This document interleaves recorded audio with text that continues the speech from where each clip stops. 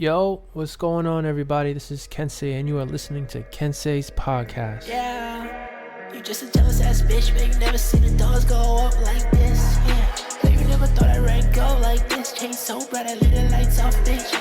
I ain't know I heard like this when you love someone, so I'm iced down rich. I ain't won't fall for you again, and I've been gone ever since. Yeah, I leave a little something on my arm, but the scars they don't bother me. No, I can tell you about what turns you on. Okay, it has been a minute. I am sorry, not really sorry, because things have been good, guys. Like, nothing bad happened to me. I wasn't, I didn't get anything or fall ill or nothing bad happened to me. That's not why last week there wasn't an episode. There was just, I had a lot of stuff going on and good things, and so I just couldn't get to it. And that's not how we plan for things, but life throws, what they say, lemons at you, you make lemonade. This time they threw lemonade at me and I drank it. So whatever, here we are. It is episode 6, titled To Be Determined, and we are watching Raw live. This is an hour and change in. My new schedule is going to change things up for me a little bit, so for most of you listen to on Tuesday mornings, from what I see, and thank you so much. But those that listen on Mondays, it just might be a little later Monday night than what you usually find it at. But either way, we have episodes 1 through 5, which you guys are loving. Downloads are up, numbers are up. Thank you. I'm just kind of surprised by how you guys are finding it. If you guys could hit me up and tell me, like, hey, I found your podcast through, Twitter or Instagram, or maybe it just came up on like your podcast feed, whatever. I'm very curious to know how you guys are finding it. So if you could hit me up and let me know, that'd be dope, because then I can, keep manipulating those ways or feed into that and get more people, and that's the whole point. We want to reach an audience that we can hopefully affect positively in their lives. You know what I mean? All right, so the way things have been going, I in the beginning said I wasn't going to do any kind of segments really, or I was just going to kind of see how things play out and how we're going to lay out the podcast. And it seems that the format is news and Kensei stuff, probably then my latest fixations. And then after that, it gets into wrestling. After that, it gets into like collectibles. And then after that, it kind of just wraps up into any random stuff we're talking about. So I don't know if I'm going to do segments, but that's kind of how it breaks down. So there kind of are in segments. I just don't announce it and waste your time with like a minute-long music segment or whatever in between. If you want music, you know where it's at. So go get it. But yeah, my latest fixation, as you know if you listen to the 5th episode, is Michael Myers. I am a big fan. So far, I've seen Update. I've seen 1, 2, 2018. I've seen Kills, as the new one. And I spoke to a bunch of people about it, read a bunch of reviews about it, and the whole franchise, watched that cool thing on Netflix, the Movies That Made Us, and I had ran through the Toys That Made Us. That one's dope. If you ever collected as a kid or had action figures as a kid, check that out. A lot of cool stuff. Like Stan Lee helped bring the Power Rangers to America. Like, whoa, I didn't know that one. But yeah, Movies That Made Us. They had an episode on Halloween, the first one, and they go into detail about how what did they say? They were holding things together by paper clips. It wasn't a high budget movie, as you could tell if you watched it. It was people with an idea and a vision, and they came together as friends and a creative group, and they made it happen. And that's dope, man. Like, I fuck with that. You have an idea, you have people that are down to do it with you, get it done. And that's what I like to do with my music, with Glass, Lonnie, Ro, Payday, everybody. There's too many people to name. you got people with like-minded ideas and, or completely different mindsets. I hate that word. Completely different visions, and put them together and you get some Kensei music. Like, that's some dope, But anyway, I've seen those 4 movies. I've kind of skipped the middle because I've got a lot of mixed reviews about them. Some people like the middle timeline better than the current timeline, which is one 2018 and then Kills, and then the new one coming up. And I'm kind of digging that one so far. And I don't understand why so many people dislike the ending to Kills. I watched it twice now. First time I watched it was my first time watching any Michael Myers anything, and so I was very confused with a lot of points, as the majority of the movie has callbacks to a lot of previous stuff in the first movie, because that's its direct prequel. But after watching it a second time, I'm just like, wow, this movie's great. And yes, I watched it a second time. I wanted to watch it a second time. I'll watch it again. Don't make me. I will. It's just dope. Like, and so, okay, so a lot, spoiler alert, don't listen for like the next 5 minutes or whatever if you don't want Kills spoiled. But even if whatever, it doesn't matter. So at the end of Kills, he kills the daughter, right? He kills Laurie Strode's daughter. Forget her name. And everyone's like, oh my god, that's so dumb. Continuity, like, it should go. He should have killed Jodie Lee Foster, if anything. He should have killed Laurie, if anything, because to get rid of that, and now the daughter takes over, whatever. Nah, man, that's stupid. If anything, the granddaughter takes over, because she's the young one. She is the teenager. She is the resemblant to her grandmother, Laurie. She fell down the stairs same way, or whatever. Was that her? I don't know. But points in the movie I'm watching, I'm like, oh, that's Laurie as a little girl. That's her. And then the mirror image is right there. Oh, we got Dolph Ziggler and Bobby Roode against Street Profits right now. Let's see what happens. I think that Street Profits are gonna wipe the floor with them. They should. Whatever. So yeah, it's all about Alice and the granddaughter. Fuck the daughter. She don't matter. She is the supposed hero, the believed hero. Oh, it's a triple threat tag. RK Bro, Randy Orton and Riddle. This guy. Oh my god, they got the hat with his hair on a snake, and they got it riding a scooter. Oh man, kids are probably going crazy for this.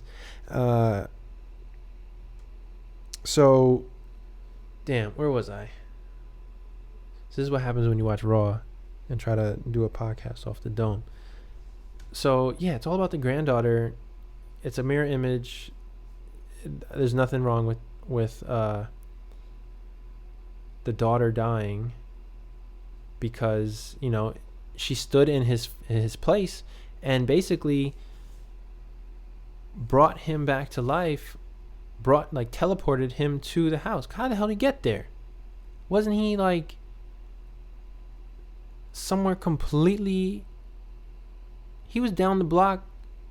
Yeah, he had just gotten jumped down the block, a few blocks, and how is he supposed to have gotten past everyone and gotten upstairs without anyone noticing? I guess that's what he does, but I like the idea that he just like kind of manifested into the darkness, or out of the darkness, as she stood in his spot looking out the window. You thought that she was going to stand there, look out the window, and be like, oh, damn, we beat him. Finally. No, she's dying. Don't stand in my spot. It's Michael's spot, man. Chill. So, movie's dope. Movie's fire. Watch that. One 2018 Kills. If not order. That's like the new timeline for these movies, whatever. But Montez Ford with the yeah, it's dope. Just I don't know what these haters are talking about. And we got another movie coming up next year. I'm sure it'll be dope. But I also wanted to talk about how Laurie, main star of all the Halloween movies, Laurie is basically Sarah Connor, or Sarah Connor is Laurie in a way, like this female survivor fighting for her life. Sarah Connor's fighting for the freedom of human beings in the future, but it was just such a comparison when you look at Halloween Kills, when she's in the hospital and she's like, no, it was in the first one, 2018, where she's got the whole safe house, she got the basement, she got all the weapons and everything like that. I'm like, oh, this is Terminator 2, like when she goes back to Mexico and has to get all the weapons from homie or whatever, and they got like the secret bunker.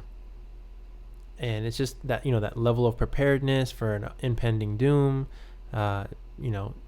freak your kid out, have like almost like get your kid taken away basically because you're so crazy about this monster that's coming eventually. For her, it was Terminator. For the other one, it was Michael Myers. And, everyone's just like, yeah, whatever. And then it happens. And then they're prepared. So I thought it was just an interesting comparison between Laurie and Sarah Connor. Older Sarah Connor and older Laurie specifically. Once they've gone crazy. Or, not crazy. Just very prepared. But yeah, I thought that was a dope comparison. And they look like grizzled veterans or whatever. Okay. And so after I watched those movies, or maybe in between, and I've seen some of these in the past, but not necessarily the ones I'm about to speak of, I watched Friday the 13th, the first one, the second one, and the third one. And oh my god, these movies suck so much. If you're a Jason fan, I really want to know why. I'm very curious as to what made you a Jason fan. You probably saw one of the newer movies with the mask and everything, and it's like funny. He has like funny kills, I think. But man, those movies sucked. The first one, he's not even in it. It's his mom as the killer, and the whole time you're waiting for him.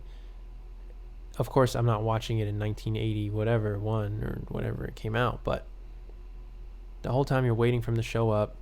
The mom's the killer. Spoiler alert. Sorry. And you're just like, oh, that's it. And then he pops out at the end as a little kid still in the river. And you're like, oh, he's a zombie or something. And you're just like, okay. Then the second one, the beginning of the second one, they play the entire ending of the first one as if it's a dream of this girl. And, fast forward a bit, Jason is a grown man now, so if he's a zombie he can grow, or he's just not dead. I'm thinking he's not dead yet. I didn't look into this because this movie sucks. And so he's chasing everybody around with a pillowcase on his head with one eye hole poked out. So it's like, okay, he has no depth perception. He shouldn't be so good at killing people. Sorry. Man, it was a pain watching this, and I'm like trying to get in a Halloween mood. This was like last week, I think, and trying to just, because I've never really been into celebrating Halloween much. This was the first year I really tried to like watch some movies and whatever, like on purpose. In the past, it's just on TV or whatever, or you're with people. But this time I was like, oh, let me do it. But man, so then they pull the bag off his doofus head and he looks all crazy, even though in the first one, the little kid's face, you can't really tell, but it doesn't look like it's like messed up to that degree. And then the third, it's just stupid. And then the third one, it's the first time I think a film tried using 3D, like 3D technology, where like the stuff pops out on the screen and you have to wear glasses, whatever. And so there's no 3D at all for like the first hour of the movie, like first half of the movie. And then out of nowhere, like they start poking brooms at the camera and just hands and like random things jump towards the camera. And it's not even like cool. It's just kind of like random. Like, why did you need to point that broom at the camera right now, bro? It just seems very cheap and like not well done. And at the same time, Jason is running around killing people. And this is the movie where he grabs a hockey mask off of someone and puts it on. I think I fell asleep at the time he found it, and I woke up and he had it on. But it was just like, why would he put the mask on? I guess he wants to hide his face and whatnot, but like, where'd all his hair go? He had mad hair before. And oh yeah, in the beginning of the movie, it shows him from how they left him at the second movie, where they like threw a knife, chopped him with a machete in his shoulder, and they left him there dead or whatever, right? And so then now it's not in his shoulder, it's somewhere else. I don't know what they were thinking, and maybe they couldn't reproduce it, but he's not dead. He stands up. So I'm like, okay, where does his fucking hair go? Why is he like a bald zombie man now? It makes no sense. Or maybe I missed something. Maybe I freaking missed something. But nowhere in any of these movies am I like, wow, what a cool movie. Or like, wow, what a cool killer. Or this is scary. Or this is... And again, I'm not in 1981 or 2 or 4 or whatever. And this, at the time, not too many movies like this, I guess, were out. Michael Myers had come out, but maybe I don't think it was like well received right away. And it's the Friday the 13th Jason movies are a complete ripoff of Michael. It's a complete copy. It's just not well done, and it just comes off very comical in a bad way and just not interesting. And so I'm going to stop talking about it. But if you are a Jason fan, why? I need to know why, please. And be public about it. Tweet me about it so we can all see it. Don't hide. Don't hide behind your Jason fandom. As you should, but for this one time, I'm asking you to come out of the closet and express why the hell you would do that to yourself. Because I don't get it. Alright, we got Montez Ford with a high frog splash off the top. Bumping down Ziggler. Oh, he falls. Bobby Roode back up. The comeback. Montez ducks him. And the flying lariat. Oh, to the push-ups. The weird, not really push-ups. And the side kick. Toe kick. Swing miss. Oh, here we go again.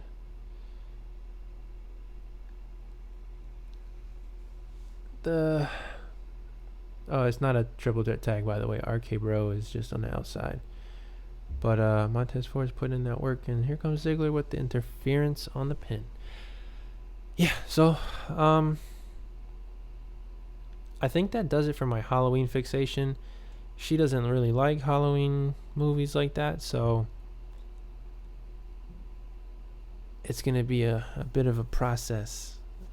I got her to watch one. Next year we'll go for 2. Yeah, so I don't like candy. I'm not really into the other movies. I don't think I'm gonna watch Scream. I don't think I'm gonna watch Chucky. It's kind of cheap. I tried to watch the new Chucky movie. I was just like, well, it was mad funny. They were in the Chinese factory in China, and they're talking in Chinese, or Mandarin, I believe, and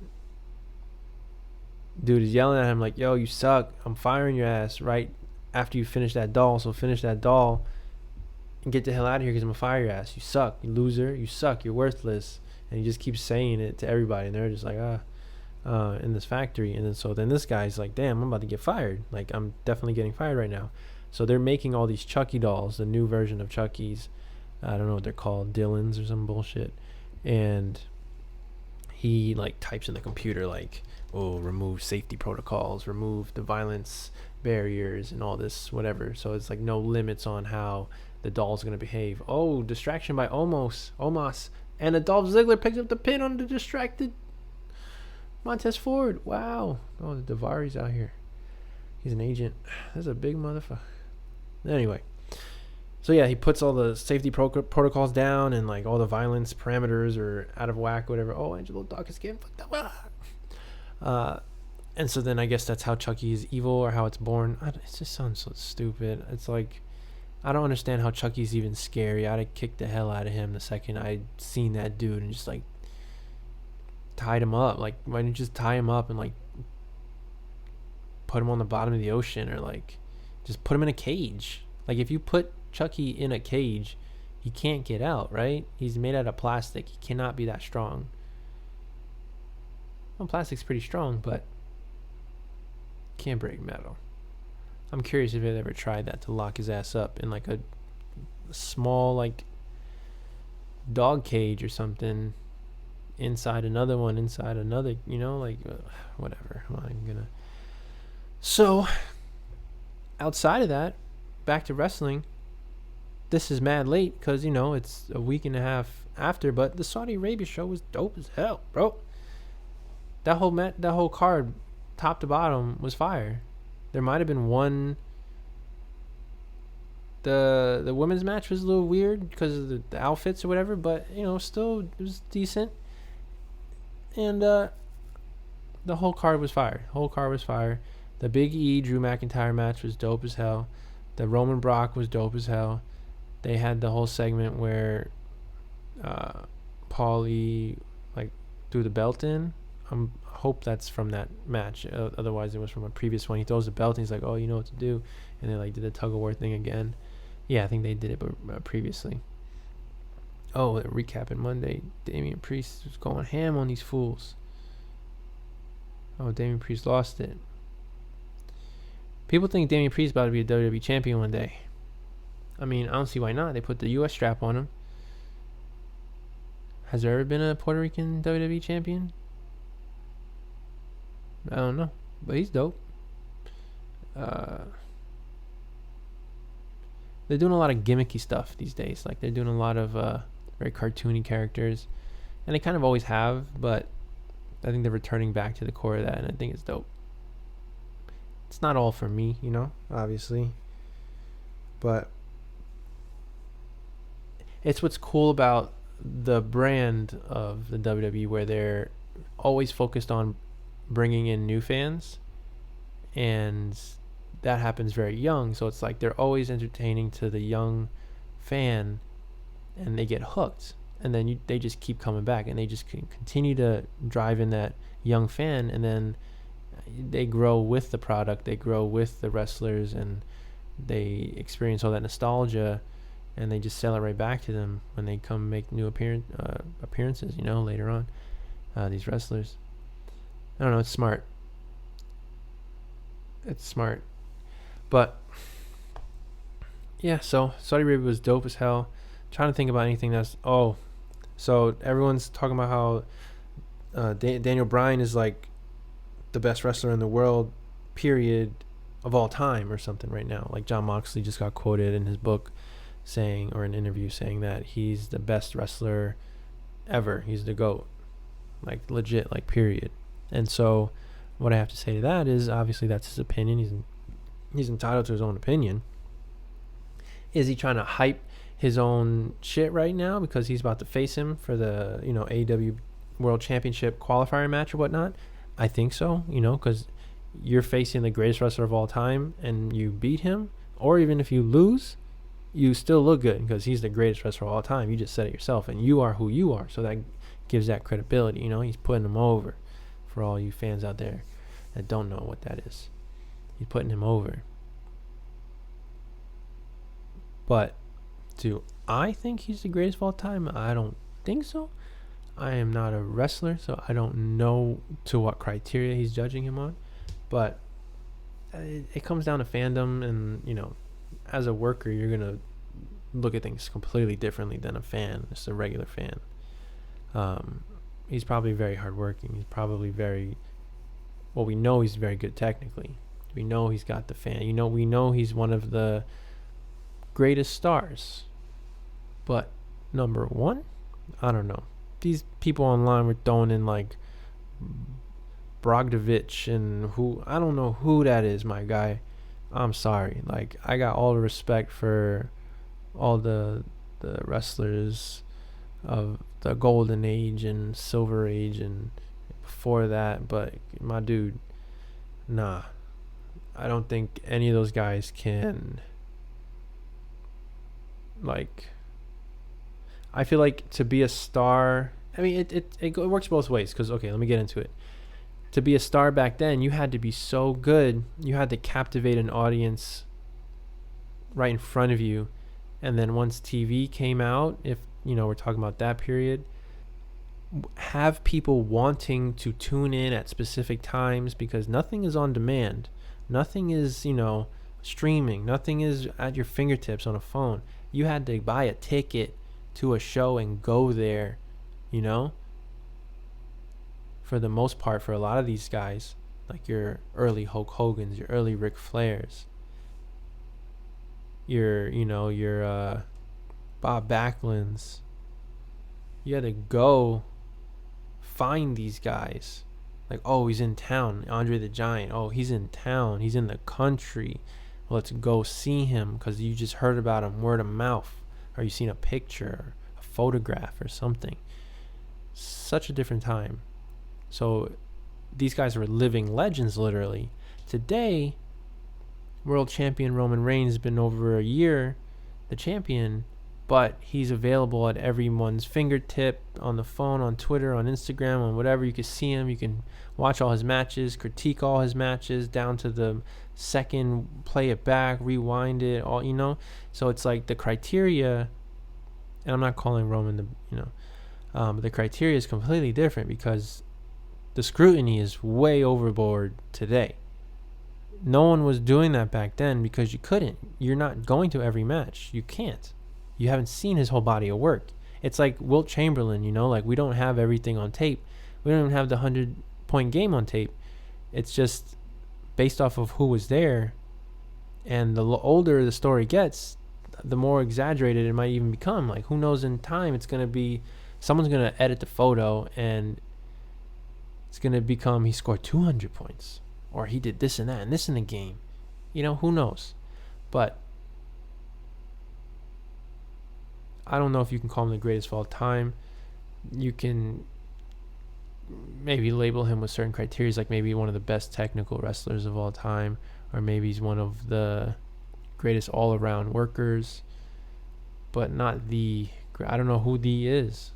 Some people argue like Bret Hart or Shawn Michaels or Flair, because of his impact to this day, So there's a lot. I'm gonna say Mick Foley, because that's my guy. You know what I mean? I don't know, but or Jushin Liger. That's another one where you could be like, wow, he was an innovator of so much, and a lot of these guys are. That's what makes him so great. Oh boy, we got T-Bar versus Damian Priest. Oh yeah. And one of these episodes I had criticized AEW, saying it's very predictable, but I'm watching Raw. I know who's winning and whatnot. But did I not just get that Montez Ford thing wrong? I thought that they were gonna win, but Ziggler picked up the win. So I don't know. WWE does that screwy stuff, like interference and all that stuff a lot. AEW is gonna give you straight up for the most part. Ugh. Man, my triceps are killing me. I hadn't gone to the gym for like a week, and went back in, did back and biceps, and then next day I did chest, shoulders, triceps, and I was doing skull crushers laying down on the bench, and I haven't done them in a while, and I was banging them out, just boom, boom, boom, boom, boom, boom, boom, hitting them, full sets, just going hard. Not like towards the end of the workout, it was like one exercise before I left, and oh man, my arms are crying for days. But yeah, so I don't know who the GOAT is. I don't know who the GOAT. You tell me who the GOAT is to you. Is it John Cena? Is it Triple H? Is it The Rock? Is it Austin? I don't know. I definitely don't know, because I said Mick Foley. So my criteria is different, man. I just don't know. what we're going to talk about next is some stuff I picked up. I got in the mail from Amazon that Jeff Hardy Ultimate. Whew. Some people are saying, oh, the torso's kind of crazy big, but I don't think so.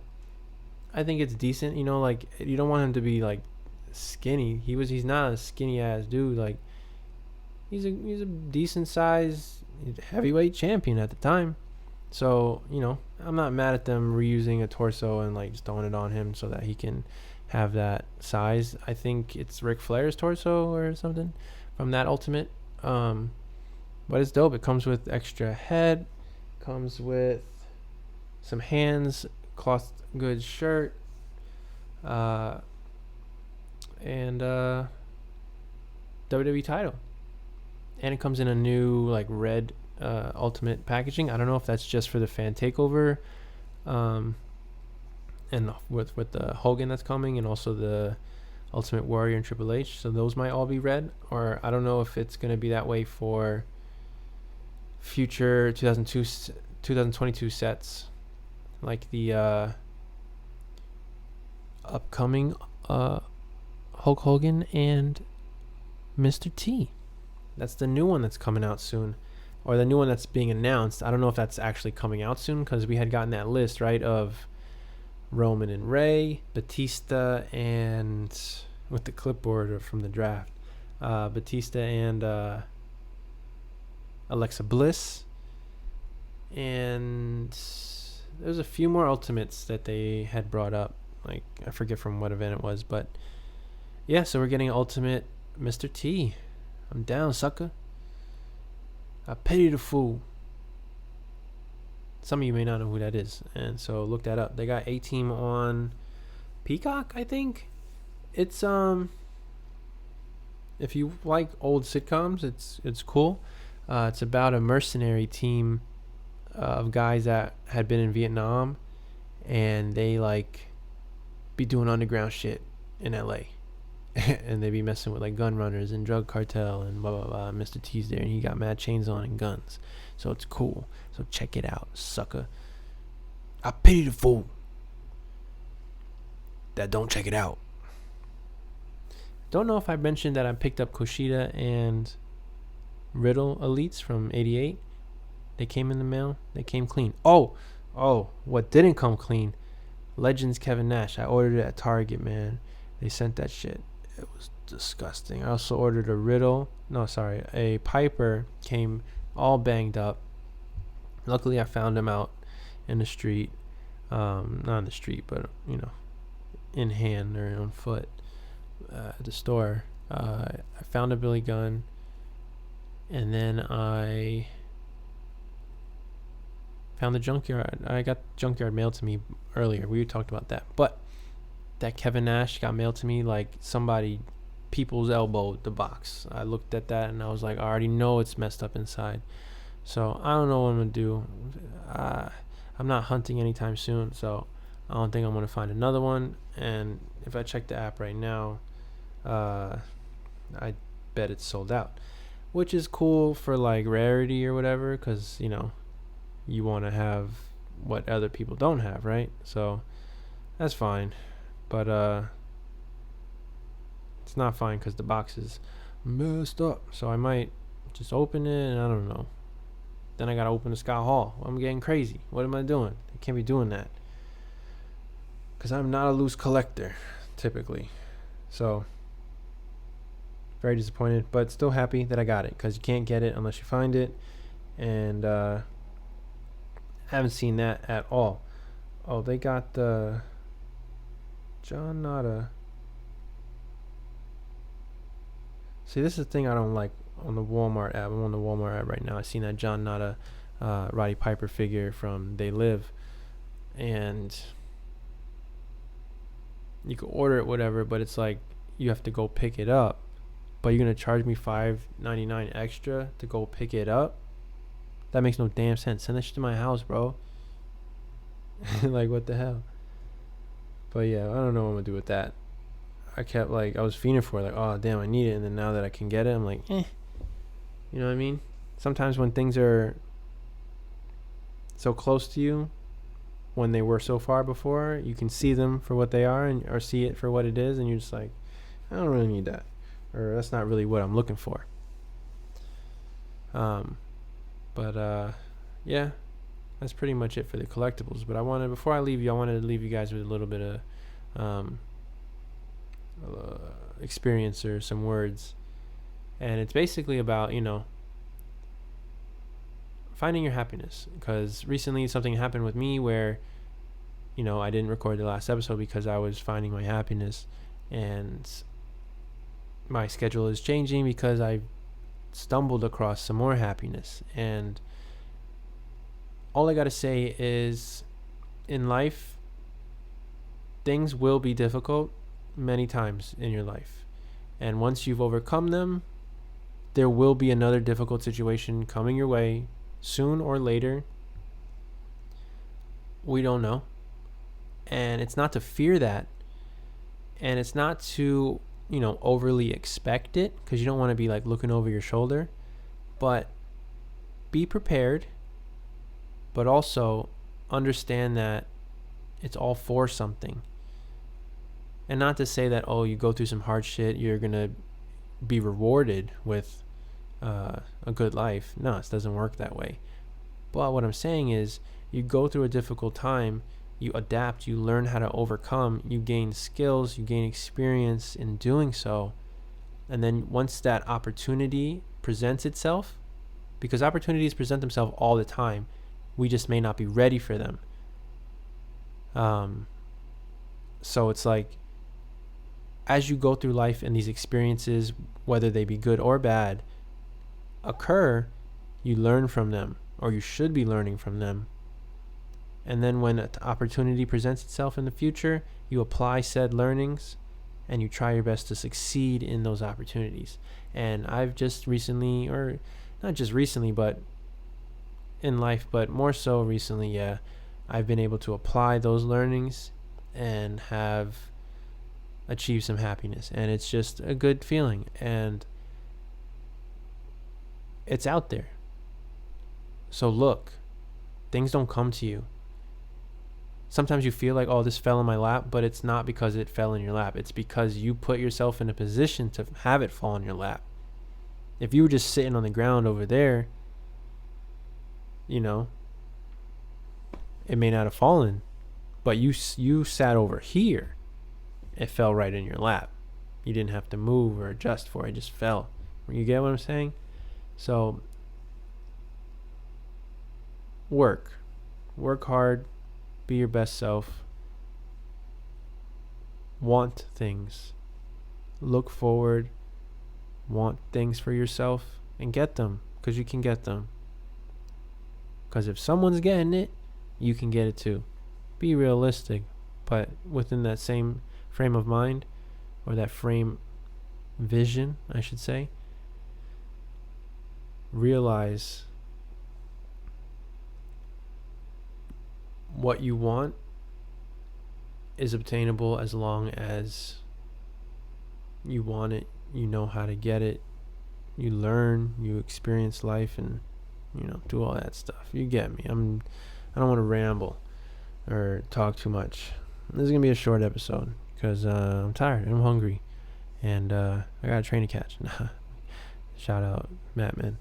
But yeah, guys, thank you guys so much for tuning in. Thank you guys so much for downloading, sharing it with your friends. Damian Priest getting his ass beat with a Singapore cane right now. He's slapping shit out of this thing's break. It broke. That's cool. But damn, I hope you don't got a splinter. It looked like he do got a splinter. That sucks. He's about to stab him. Alright, guys. I'm gonna catch you guys next week. Promise I'll be on time. If schedule changes, I will let you guys know if it changes, but seems like it's gonna be Mondays that I'm doing this, uploading it at Monday night, and it'll be ready by Tuesday morning, if not late Monday. So thank you guys again. Peace be with you. Fear Michael Myers. Jason sucks. Be happy, guys. I feel bad All for right, feeling this peace. good. Bad bitch on me, I should. She got me wildin' doing things